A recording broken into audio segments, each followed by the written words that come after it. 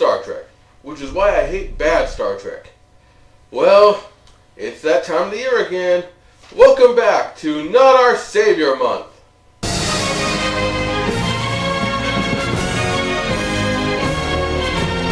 No, that's Secret Origin Month and that's not mine. Last year we learned that Janeway is Jesus, sin is a good thing that helps us out and helps us to grow, religious people will kill you at the drop of a hat over the stupidest little things, and that religion is just a tool that the powerful use to control us for our own good. Valuable lessons, Star Trek. Thanks. And this year, what are we going to learn? Well, that's kind of what we're here to find out. So, with no further ado, Rightful Heir.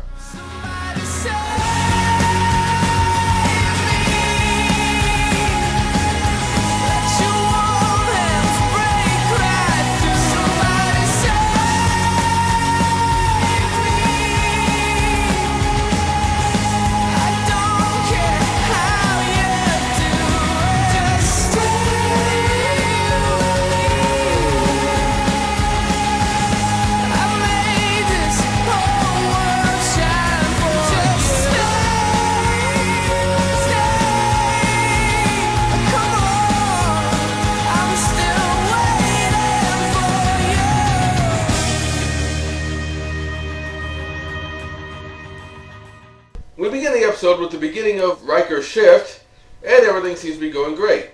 And except Worf is late. And he's in his quarters, so Riker brings a bunch of security with him. Why? Why bring the security team? I mean, it's just Worf in there, no matter what's going on.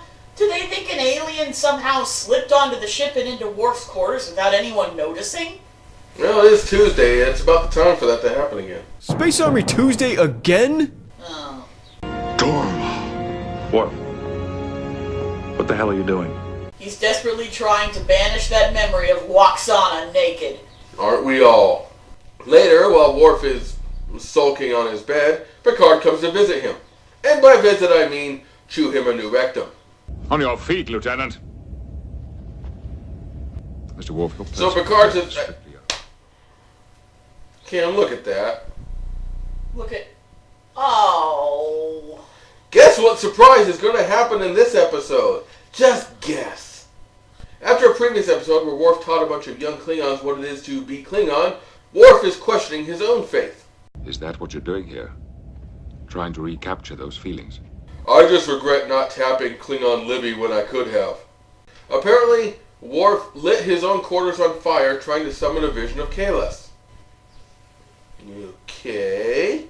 Well, that explains why Worf was doing what he was doing, but none of this covers the most important issue here. Why was Worf doing this when he was supposed to be on the bridge? Can't he pray to Kahless during his off hours? It may be that what you are looking for cannot be found here on the Enterprise. Yes, it's off to Deep Space Nine with you. Wait, what's that? Not yet? Oh, okay, stay in your quarters and we'll ship you off to DS9 later. Picard gives Worf leave to go to a nearby Klingon monastery. Picard, to his credit, is actually very reasonable. A far cry from Season 3 Picard. Millennia ago, they abandoned their belief in the supernatural. Now you are asking me to sabotage that achievement, to send them back into the dark ages of superstition and ignorance and fear? No! While he obviously doesn't share Worf's beliefs, he's not condescending about that.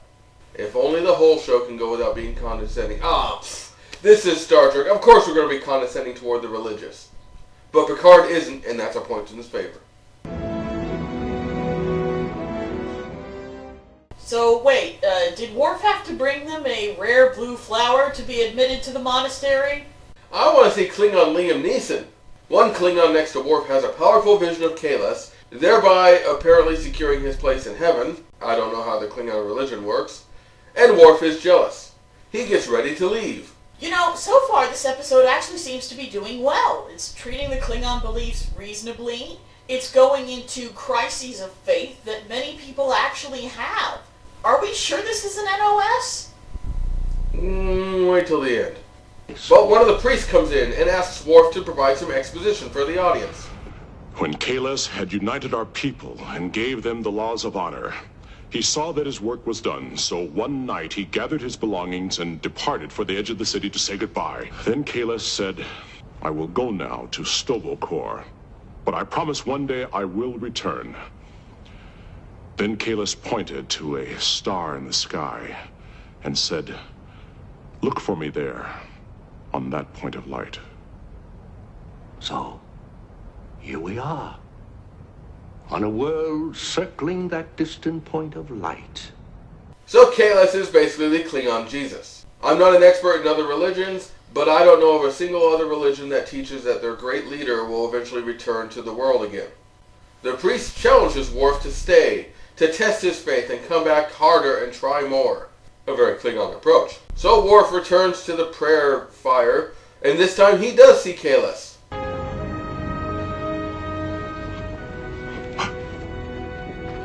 Real. Shockingly, it turns out this is not a vision. This is real. Kalis has returned, as the opening credits have foretold.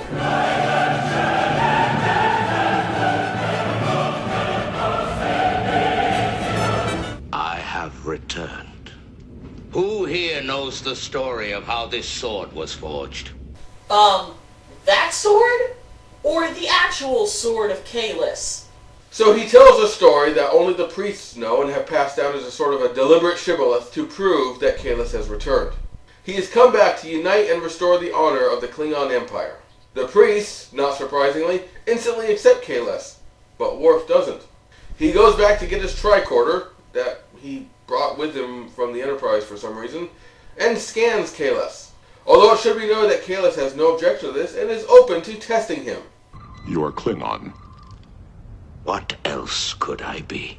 It's an Oak Ridge boy! There are many possibilities. A shapeshifter, a holographic projection. Hallucination, telepathic communication from another race, repressed memory, momentary contact with a parallel reality. Clone? Robot? Suspended animation due to floating around frozen in a block of ice? Shut up and drive. So Kalis tells Worf all about a vision Worf had of Kalis when he was a boy. A vision he had told no one else about. This is pretty powerful evidence, and I would believe at this point. You still do not believe it is me, do you, Worf? I want to believe. So Worf is Fox Mulder, apparently? Oh, Kim. Oh, Kim. Worf apparently still doesn't believe because he challenges Kalis to a fight.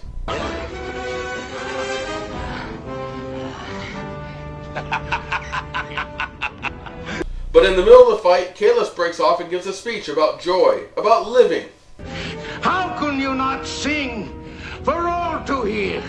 I like this speech. Too often the Klingons are kind of dour and serious and unlikable.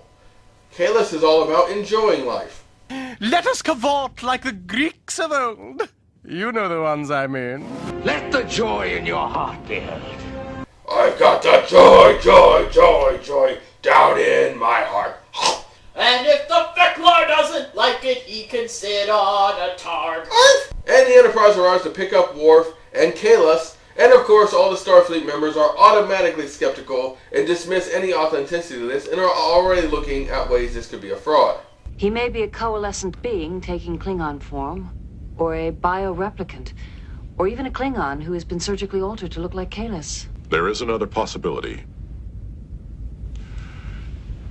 He could be the real Kalis. He may have actually returned as he promised. Look, he is literally rolling his eyes at Worf's beliefs. No offense, but I have trouble believing that the man that I escorted from Deck 8 is supernatural. Look, I'm not expecting Riker to believe, but why in the hell do you think you're an expert on the supernatural, man? And again, Captain Picard is actually being very reasonable about this, and he decides, scans or no scans, we're still going to honor Kalis and treat him like a guest. Data asks Worf about his faith, and this is actually a good discussion of faith. As an android, I am unable to accept that which cannot be proven through rational means. Ah, but Data, can you accept that which cannot be disproven? Because that's really the nature of faith. It's not about covering your ears and believing in something despite the evidence. It's when you have no evidence one way or the other, and you choose to believe based on that. And Galron, head of the Klingon Empire, in case you didn't already know, arrives to question Kalis. Don't forget, Galron not only wields massive political power, he's also the master of the crazy eyes. If he really is an imposter, then you have nothing to worry about. Kalis has been dead for 1,000 years, but The idea of Kalis is still alive. Have you ever fought an idea, Picard? It has no weapon to destroy, no body to kill.